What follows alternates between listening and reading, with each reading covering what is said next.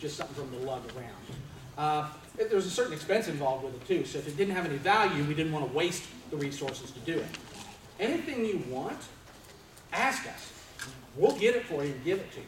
So if you want the brochure, How a Bill Becomes a Law, as a resource, let us know. We'll send it out to you. We'll make it available electronically, whatever you want. There are also a number of these publications available at the Statehouse, either through Legislative Services or at the information desk.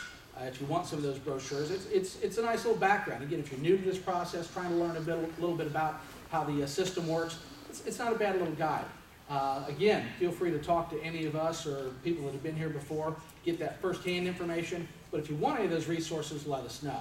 These posters, the same way, they're not real convenient to carry around, but they're available at Legislative Services. You can take them home with you if you want.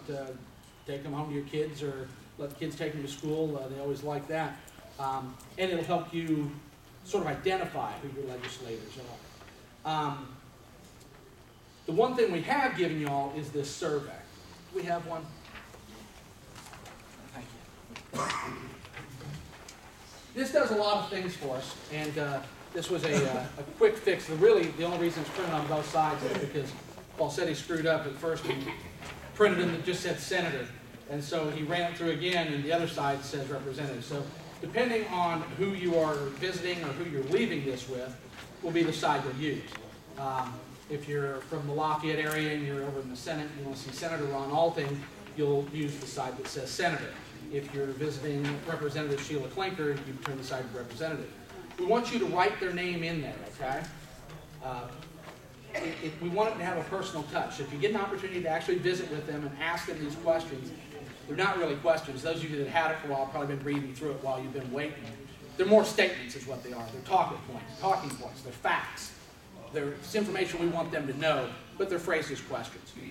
If you're uncomfortable talking to people, and some of us are. Some people don't speak freely. Some of us don't have that problem. This is a good way to open the dialogue. Very matter of fact, that way you don't really have to think. Makes you real comfortable, gives you that confidence because you're just reading the questions to them. But we want you to state that to them so they understand that and fill in their responses.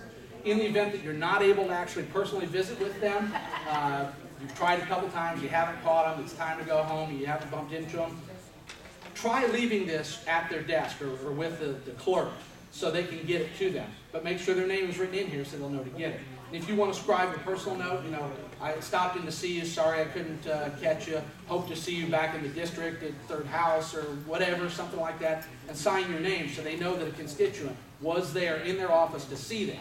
We can mail this to them, so that doesn't do anything.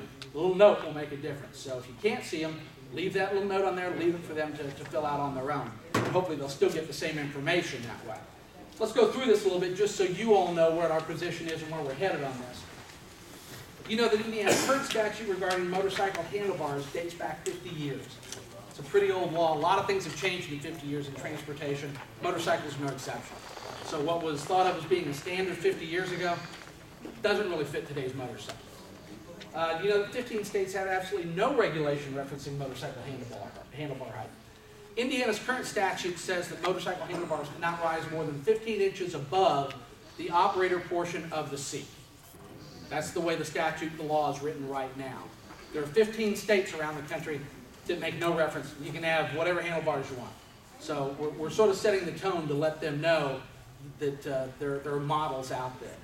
Number 3, you know that 19 states allow for motorcycle handlebars that are shoulder height or greater. So Senate Bill 31, which got through third reading in the Senate yesterday and is on its way to the House of Representatives now. It's cleared the first hurdle. That's a major accomplishment again in the short session. Provides that Indiana law will be changed. They strike the 15 inches and allow no higher than the shoulders. So it's much better than where we were. Those of us that have been around a while, held back in the 70s and such, we had muscle cars. Everybody ever get stopped for bumper height? Remember that? Handlebar height and bumper height were sort of the same era. I haven't heard a citation for either one being written in the last 25 years until last year. A number of people, we got a lot of calls from folks that were getting stopped and a bunch of them written up with citations, $157 I think, for handlebar height. So it was time that we addressed this. everybody, if your legislator asks you, well, you know, why? It just needs to be relaxed because there are some stock motorcycles that exceed this. There are some police motorcycles that are in violation of the current statute. So it needs to be updated. Is anybody against it? Tell them, no, we've not met any opposition. The state police aren't opposing it. The dealer association's in favor of it. No one has spoken out against it. It's a good thing. Let them know that they're not going to get hurt or embarrassed. That's something they need to know. They need to know little facts. Why do you want this? If you want a bill passed, why? Tell me why it's important. Now, tell me what it means to other people. If it's good for you, is he going to be against it for some reason? Because he's going to call me after you do. I need to know what to tell him. So that's what they need to know from you. That's how you're educating them. Bob. Jay, the other big thing for every one of them is going to be, what is the fiscal impact? Absolutely. And any bill that is introduced in the General Assembly goes through Legislative Services and they do a cost analysis to see what it's going to cost. There's no cost associated with this. BMV doesn't have to change anything. They don't have to issue new license. Nothing changes here, so it doesn't cost anything. So good point, Bob. They do want to know that. And this sounds great, but how are we going to afford it? Doesn't cost anything. So that's a good thing. So those are going to